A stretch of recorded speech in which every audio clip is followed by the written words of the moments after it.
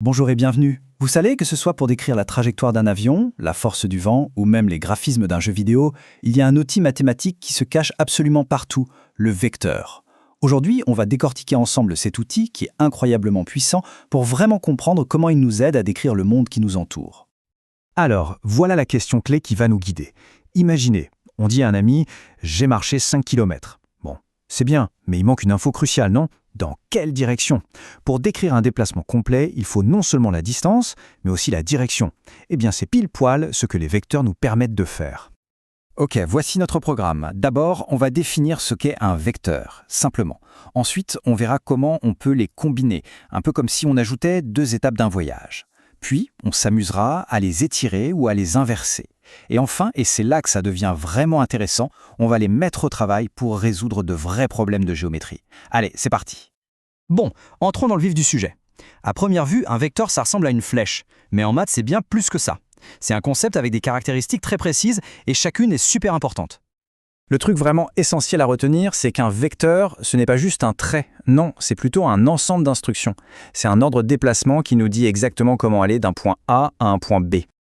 Alors, pour que cet ordre de déplacement soit complet, il nous faut impérativement ces trois infos. La direction, on peut dire que c'est la route. Le sens, c'est de quel côté on va sur cette route. Et la norme, eh bien, c'est tout simplement la distance qu'on parcourt. Si l'un de ces trois éléments manque, le voyage n'est pas défini. Et là, on touche à une idée vraiment puissante. L'identité d'un vecteur ne dépend pas de son point de départ. Si le déplacement pour aller de A à B est en tout point identique à celui pour aller de C à D, même direction, même sens, même distance, alors pour nous, ce sont des vecteurs égaux. C'est le même ordre de déplacement qu'on peut appliquer où on veut dans le plan. Très vite, deux cas particuliers. Le vecteur nul, bon, c'est facile, on ne bouge pas, c'est un déplacement sur place. Et le vecteur opposé, c'est tout aussi intuitif. C'est simplement le chemin du retour. Bon, maintenant qu'on sait ce qu'est un vecteur, l'étape logique, c'est de se demander qu'est-ce qu'on peut en faire. Comment on peut les combiner ? Par exemple, comment on additionne deux voyages ? Et voilà la règle fondamentale. La relation de Charles, ça a l'air compliqué, mais en fait c'est juste une façon très élégante de dire qu'un détour est la somme de ses étapes. Pour aller d'un point A à un point C, c'est pareil que d'aller d'abord de A à B, puis de B à C. Logique, non ? On peut le visualiser très simplement. On part de A, on suit le premier vecteur, on atterrit en B. De là, on enchaîne avec le deuxième vecteur et on arrive en C. L'escale qu'on a faite en B ne change rien au résultat final. Globalement, on s'est déplacé de A à C. Le vecteur AC, c'est donc bien la somme, le résultat de ce voyage en deux temps. Et si les deux déplacements partent du même point ? Imaginez deux personnes qui tirent sur un objet en même temps mais dans des directions différentes. L'objet ne va suivre ni l'une ni l'autre. Il va prendre une trajectoire entre les deux. C'est ça, la règle du parallélogramme. L'effet combiné des deux vecteurs, leur somme, c'est la diagonale du parallélogramme qu'ils dessinent.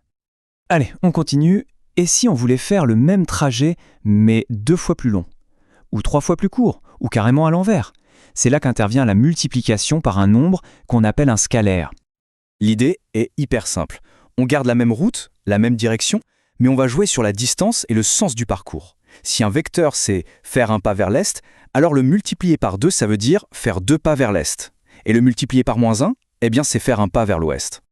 Ça résume parfaitement le principe. Si le nombre k est positif, on ne fait qu'ajuster la longueur du trajet.